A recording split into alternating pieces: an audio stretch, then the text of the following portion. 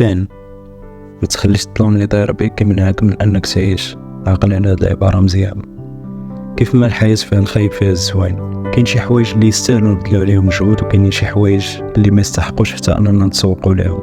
كيبقى الاختيار ديالك انت وكيفاش كتشوف تموقع افكارك وتصرفاتك في الدنيا هذه. في هذا الفيديو بالضبط ندوي مع الفئه اللي ما كتشوفش انه كاين معنى ولا غايه من الوجود ديالهم في هذا الكون، وفي غالبيه الاحيان كيكون السبب هو انهم نساو علاش عايشين، غير حيت فشلوا وما في طريقهم لشي هدف كانوا بانين عن حياتهم، ولا فقدوا شي حد عزيز عليهم، او ربما غدرهم شي حد. المهم زيد وزيد. كاين اللي يقدر يجي هذا الشيء عادي، والمشاكل شي حوايج اللي واردين يطراو لينا.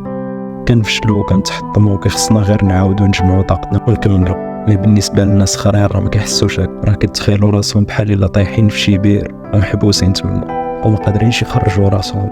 صحيح انت اللي كتشوف داك التعامل السطحي ديال داك الانسان ما تقدرش تعرف شنو اللي عنده ولا اش كيعيش ولا باش كيحس، حيت ما تقدرش تحط راسك في بلاصتو. وبالتالي حاولتي تعاونوا راه ما غاديش تكون عارف فين كاين المشكل بالضبط.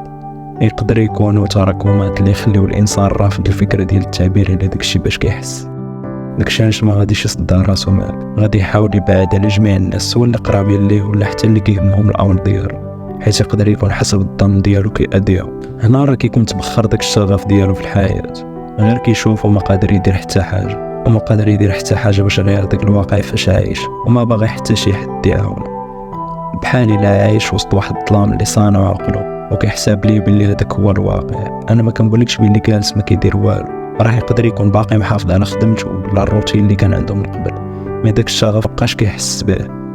عايش وما عايش كيتسنى النهار اللي يموت فيه، حيت بالنسبه ليه ما بقات حتى حاجه كتهمو في الدنيا، وما بقات حتى حاجه كتلفت الانتباه ديالو سواء خايبه ولا مزيانه. بحال الا ولف على داك الظلام فاش عايش. وصراحه هادشي ثقيل بزاف على شي حد يهز هاد الحبل بوحدو. للاسف الثقافه ديال الامراض النفسيه ما كنعطيوهاش واحد الاهتمام كبير في المجتمع ديالنا. انا حاولت ندوي لكم ونعري لكم على واحد الواقع اللي عايشينه بزاف ديال الناس واللي محتاجين المساعده، واخا يقدر يبانوا لكم صابرين وكيضحكوا، ولكن راه الداخل ديالهم كيكون خاوي لمجموعه من الاسباب. انا نقدر نقول لك انت ولا انت اللي كتسمع هاد الهضره من الصباح، ما تخليش الظلام اللي داير بك يمنعك من انك تعيش واللي يوهمك انك وصلتي لحد الصبر ديالك. غير حاول تلهي راسك وتعمر وقتك باي حاجه.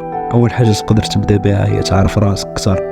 انا متاكد غتلقى بزاف ديال الحوايج اللي كيعجبك ديرهم، وديما كنتي باغي تصنع شي حاجه، ولكن الروتين اللي كنتي فيه ولا المحيط مهما كان السبب كان مانعك وما خلاش داك الفضول يتطور.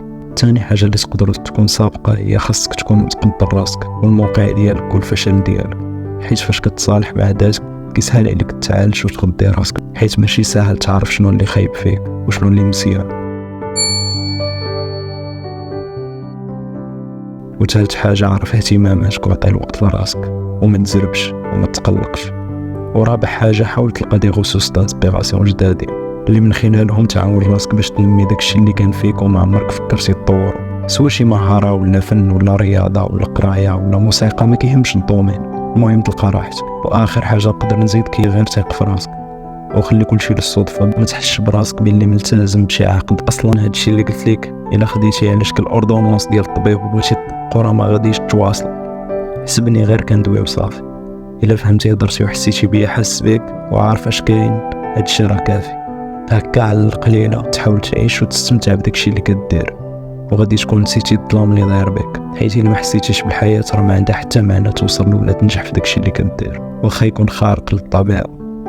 حاولوا تعاونوا بعضياتكم الدراري وبارطاجيو الفيديو مع اللي كتعرفوا محتاج يسمع لهاد الهضره. الا شفتي بلي ما تقدرش تخرج منها، حاول تشوف طبيب اللي مختص واللي غادي يحلل وضعيتك اكثر واكثر ويتبع معك التريتمون ديال الدواء اللي مناسب. ما تحشمش وما تخافش، الممثلين راه كتار وعايشين معانا. تهلاو.